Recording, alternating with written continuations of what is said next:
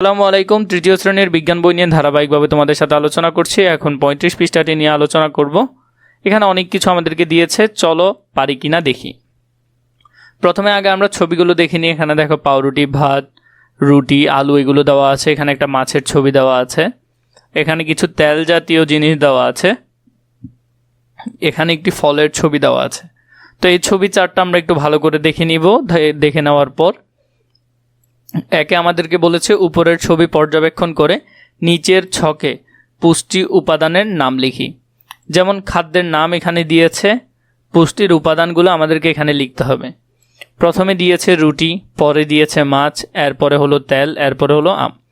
এই চারটা আমরা এই ছকে পূরণ করব। তাহলে আমরা যদি এই ছকটা দেখে নিই, এই ছকের মধ্যে কি কি আছে। রুটি, এটা হলো শর্করা বা কার্বোহাইড্রেট জাতীয় খাবার যেটা শক্তি দেয়। মাছ আমিষ বা প্রোটিন জাতীয় খাবার, এটা দেহ গঠন ও বৃদ্ধি করে। তেল চর্বি ফ্যাট জাতীয়, শক্তি দেয় ও শরীর গরম রাখে।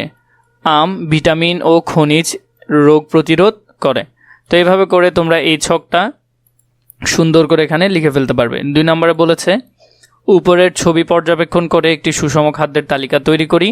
সুষম খাদ্যের তালিকা 2 বলেছে উপরের পর্যবেক্ষণ করে আমরা সুষম খাদ্যের তালিকা দেখব। প্রথমে দিতে পারো সুষম খাদ্যের তালিকায় ভাত বা রুটি, মাছ, ডাল, ডিম, এরপরে শাকসবজি, ফলমূল যেমন আম, কলা ইত্যাদি, দুধ বা দুধ জাতীয় খাবার, অল্প পরিমাণে তেল বা চর্বিযুক্ত খাবার। তো এই যে অংশটা আছে এটা সুন্দর করে এই বক্সের মধ্যে লিখে ফেলতে পারবে। এরপর দেখো আমাদেরকে এখানে কিছু জিনিস দিয়েছে, বড়ই, পেয়ারা, ফুলকপি, কলা, ঢেঁড়স, জাম, পেঁপে, পুঁই শাক, লাল শাক, কচু শাক। 3 আছে উপরের তালিকার শাক সবজি এবং ফুলকে ঋতু অনুসারে ছকে সাজাই। ফল শাক সবজি গ্রীষ্মকালীন, শীতকালীন এবং 12 মাসি।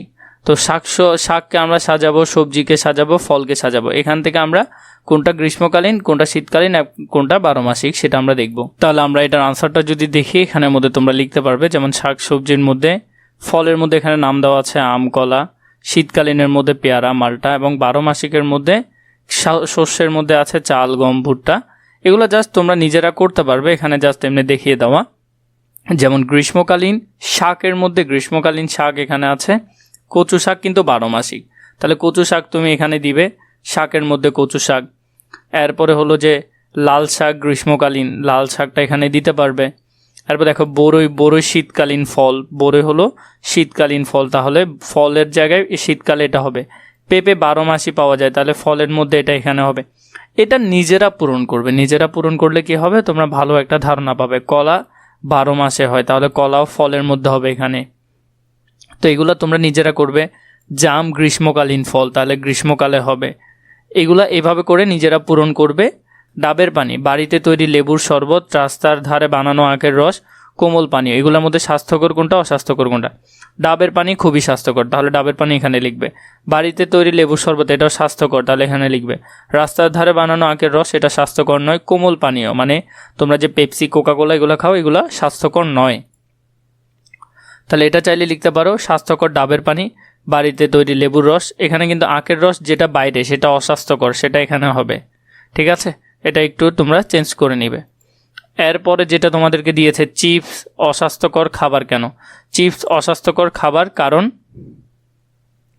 এতে অতিরিক্ত তেল ও চর্বি থাকে, এতে বেশি লবণ থাকে যা শরীরের জন্য ক্ষতিকর, এতে প্রয়োজনীয় পুষ্টি উপাদান নেই, বেশি খেলে নানান ধরনের রোগ হতে পারে, এজন্য এটা কি অস্বাস্থ্যকর।